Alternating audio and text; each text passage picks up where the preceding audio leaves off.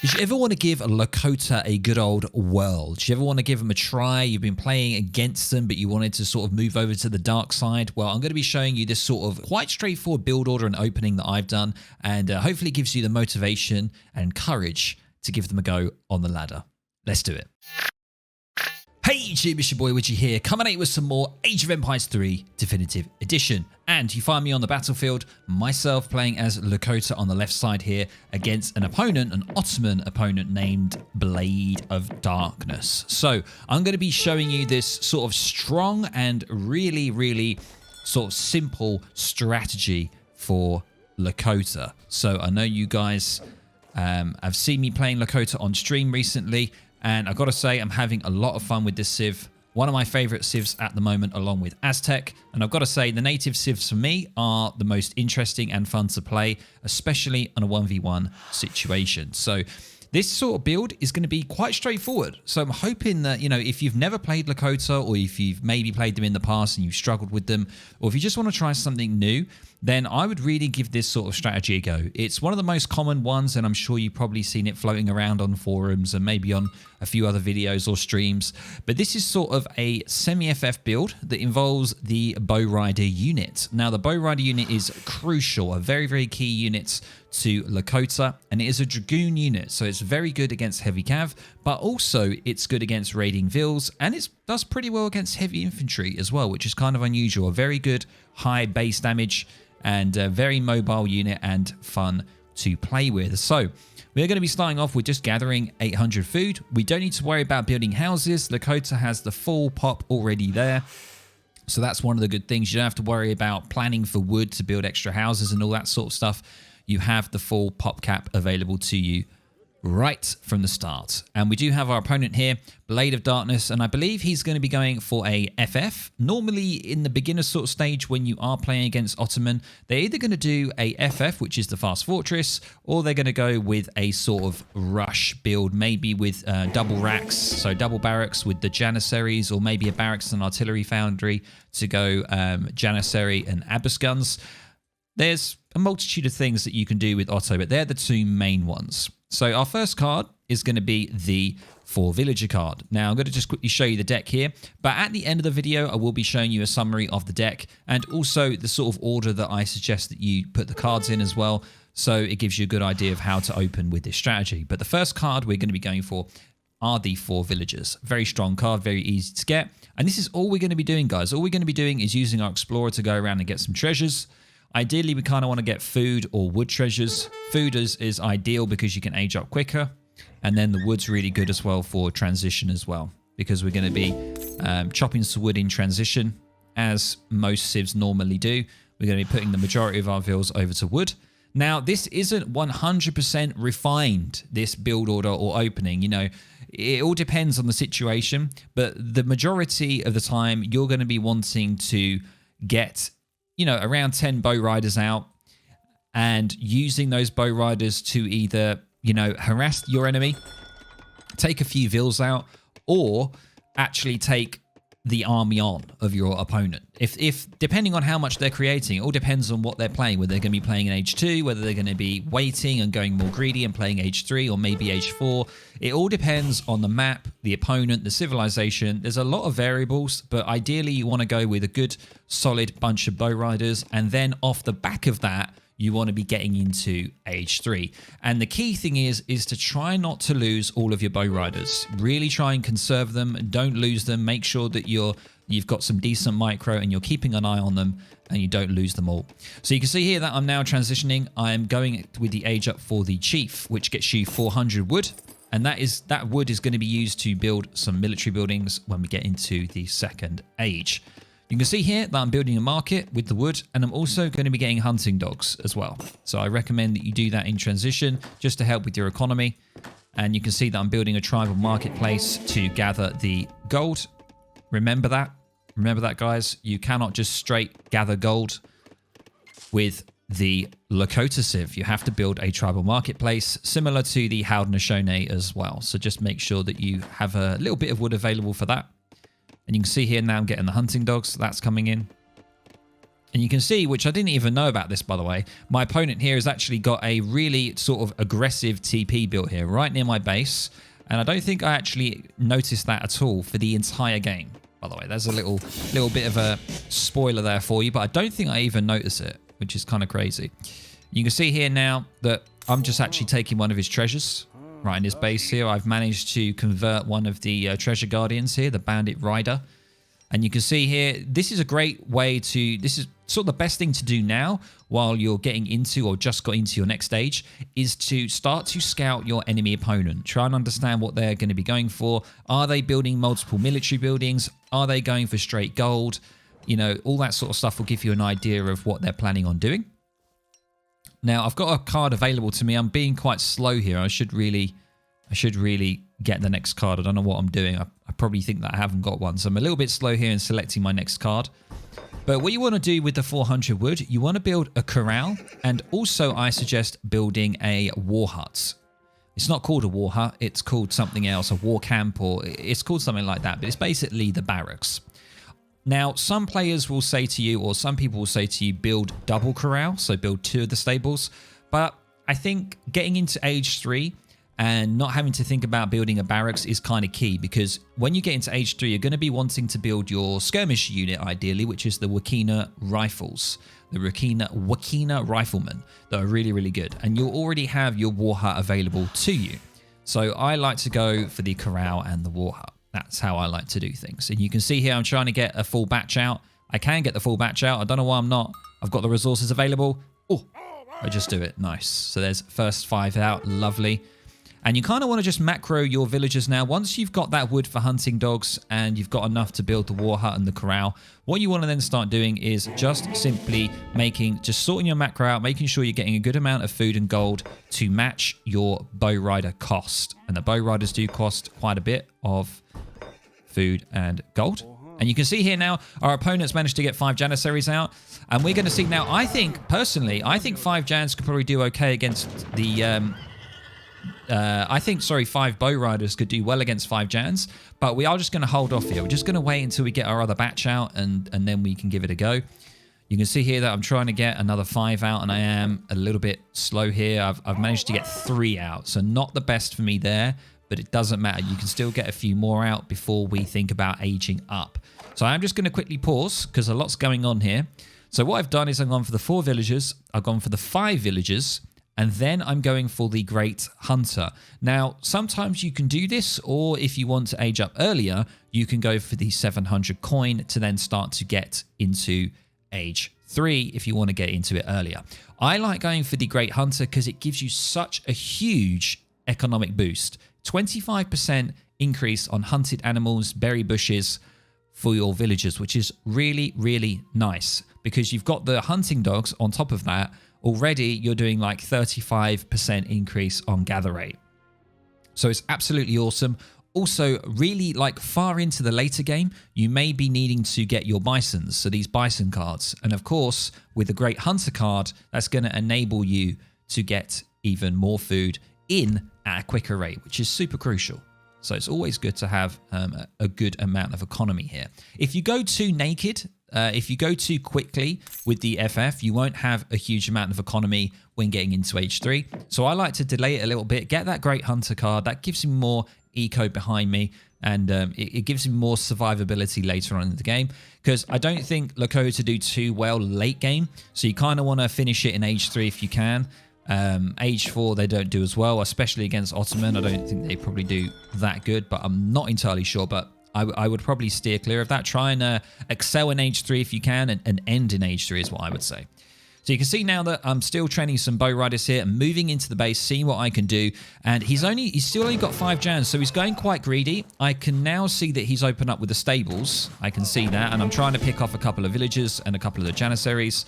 And I managed to get another Vil, doing a good job there. And he's only got 3 Janissaries to actually protect. But you can see here, what did I do here? I didn't overcommit. So don't just overcommit and lose a lot of your cav to the TC. Just go in, just annoy, delay your opponent, get a couple of pickoffs maybe if you can, and then get out. You know, we're not at the power spike yet. When we get into age 3 and we get our Wakina shipment in and we start to get the upgrades for the cav, that is when we start to shine and the power spike really starts to occur. So we don't want to overcommit too much here and lose our troops before we get into age 3.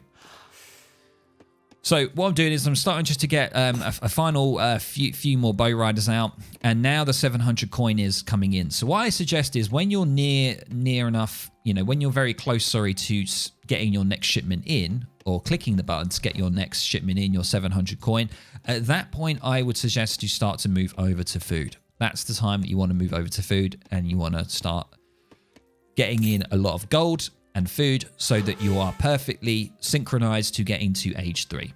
That's what I would suggest. And you can see here I had a few fields on wood, and that wasn't really necessary. I don't know why I had them on wood. That was my mistake there. So you can now see that I'm going to have around 300 coin. And what I ideally want to do at this point is kind of just move these vills off coin, because I've got 700 coming in. And there you go. You can see that I'm moving a couple off to gather that coin. But really, with these 6 vills here, you can see now that's exactly what I'm doing. Move them over to food. You no longer need to gather that coin, because you're getting into age 3. You're going to want the 300 that you've gathered, the 700 from the crate to get you 1,000 coin, and then your 1,200 from it being gathered will help you get into age 3. And what I suggest, a sort of time for you to get into age 3, to get into age 3, I would say, would be around 10 minutes, maybe 10, 11 minutes. That's kind of a good semi-FF sort of timing. And you can see here that I'm doing exactly that. I'm going with the messenger, which is the fast age up. Now, there's many things that you can do. You don't have to go for the fast age up. You can choose something else. It all depends on the situation. Now, with this situation, my opponent has actually managed to get up into age 3 before me, because he's the Ottomans and their vills don't cost food. So they can actually get into the age 3 very quickly. Now, that's exactly why I went for a quick age up, because I don't want to be in a position where he's pushing me with a Falc timing, a 2 Falconet timing or something like that, and I'm still getting into age 3. So that's why I went for a fast age up. But it all depends on the situation. But I would say 80% of the time, 90% of the time, I would just go with the fast age up. So you can see here, all I'm doing is I'm just continually making bow riders, carrying on making my bow riders, and now I've aged up. So, and now my first shipment is the 9 Wakina rifles. I really like this this card, especially if you want to be aggressive straight off the bat, which is what I want to do. And here I get a great spot here of a TC going down, about to be built, and that was from, I believe that was from the age up, or no, from his wood, I think. And I'm going to sacrifice a couple of bow riders here to take that TC down. I think that was absolutely perfect. Once again, I don't need to commit. Don't overcommit. I've got the Wakinas coming in. There's no point in getting stuck in right now, because it's going to be all for nothing. There's going to be no point in doing it. I'm just going to lose those units. So also something that I do sort of suggest that I haven't done here at the moment. You can see my Wakinas have just popped. What I would suggest is when you are starting to get into age 3, I would start to move some villagers off onto wood so that you're ready to get your upgrade. You can see now that I'm upgrading to the elite bow riders.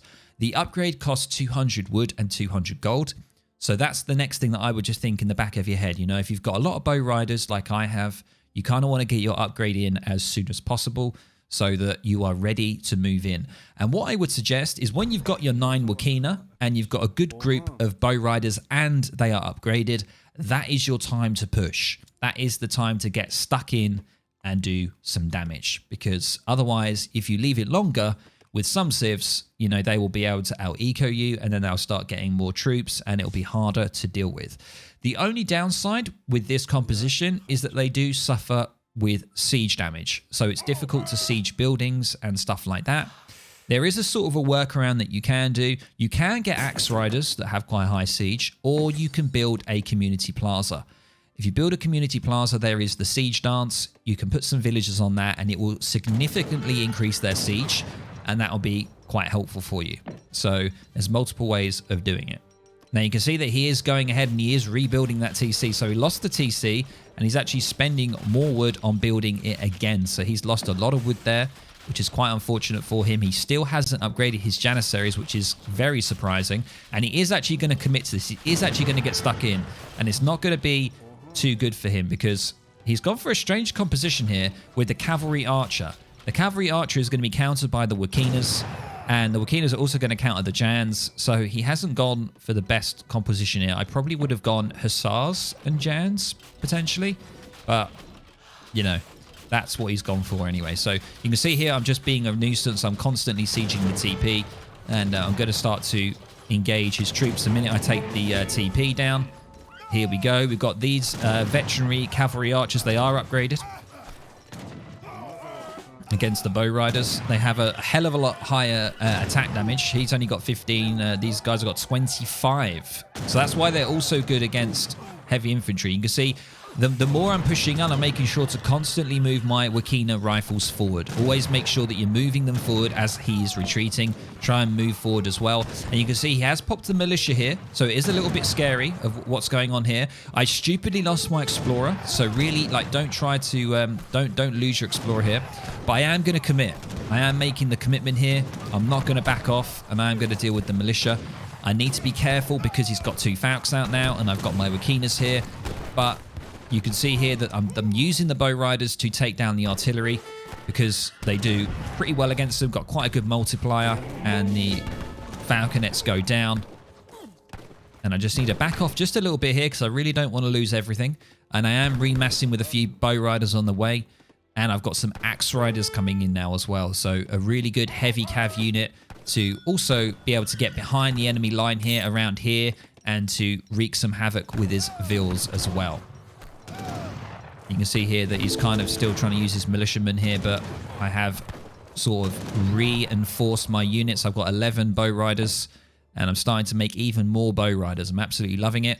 I've got a card available, and I'm going to be getting the rifle riders that are really good against heavy cav and heavy infantry.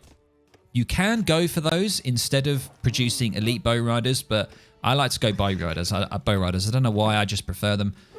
So we've got a lot of stuff coming through the TC very shortly through the home city shipments, and this explorer goes down, and we're looking pretty good now. You know, we're nearly 3k score up. Lakota normally does sort of have a low score similar to Russia, so as long as you're matching your opponent, you're doing pretty well. It's a good sign. You're doing well overall, and you just got to keep at it. So this is where the siege bit sort of suffers here. It doesn't do too well with the siege, and you can see that I am now starting to build a community plaza. And now everything's coming out. We've got the rifle riders coming out. We've got elite bow riders. And it's looking really good for us. There's a real jump in score here, you can see.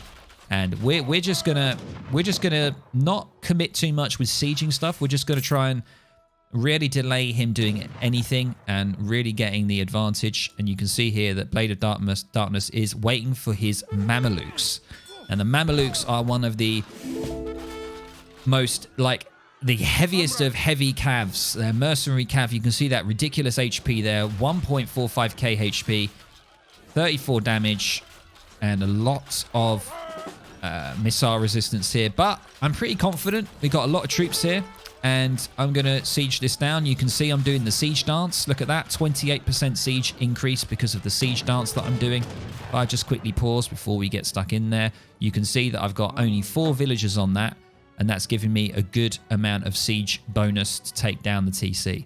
So that's how I would use it. You know, when you get into age 3 and you start to build a bit of a mass, at that point, I would then create the community plaza, because you're probably going to need to start sieging stuff, and it might get a little bit difficult for you. So that is what I suggest. So you can see here, I've got some more bow riders about to come in on the left side.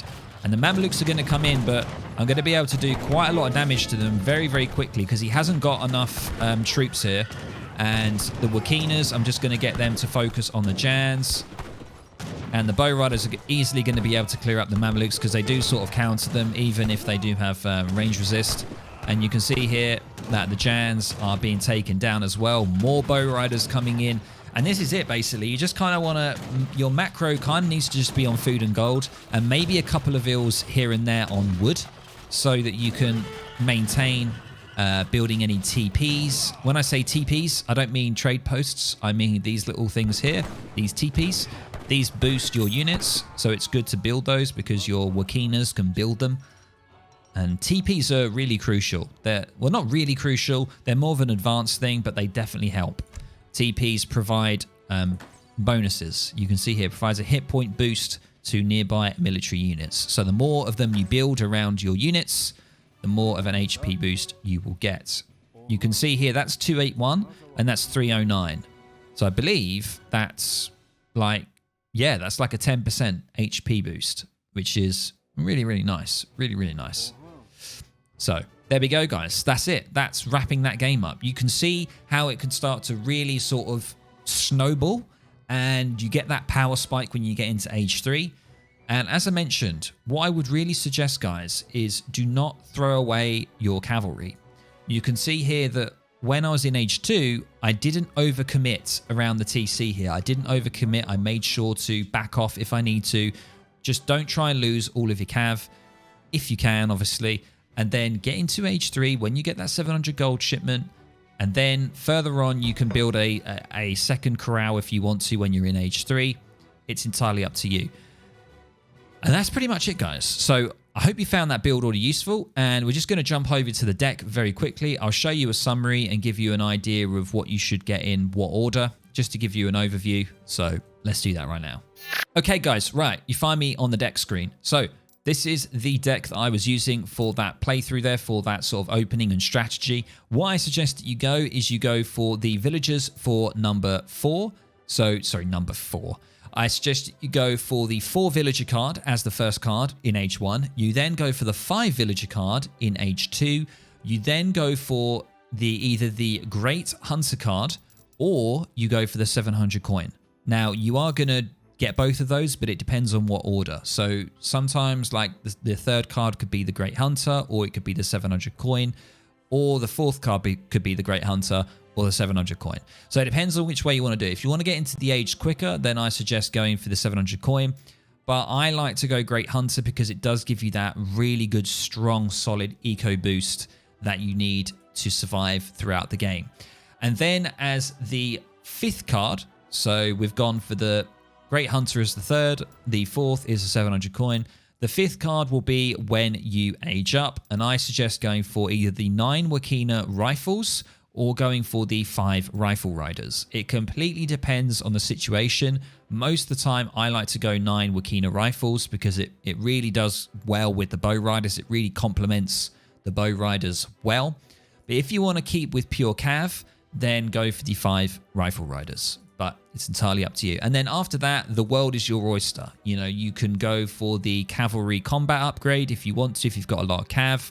You can stack up some coin. You can get the 2 kettle support, which is a really nice card that boosts your Wakina rifles by 20% and gives you 14 of them as well. Or you can go more down the heavy cav route and go for some axe riders or the Takala soldiers. It's entirely up to you. I mean, the 1000 wood is a good one. That's all dependent on how greedy you want to be. You know, if you want to build an extra TC, maybe you need it because, I don't know, a lot of your buildings have been sieged. Maybe you want to take the TP line. You could go for the 1000 wood. I tend to not go for that too much. That's very situational. I like to go straight into the military, and that's entirely my sort of choice and my preference. So there you go, guys. I hope you really enjoyed it. Let me know down in the comments below if you've tried this. If you're going to try it, let me know what you think. And of course, you can catch me in the next YouTube video or the next stream. Links are down below. Take it easy, guys. If you found this interesting, helpful, and you are going to give it a go, if you've had success with this, of course, drop a like, and I'd love to know down below. All right, catch you later, guys. Bye.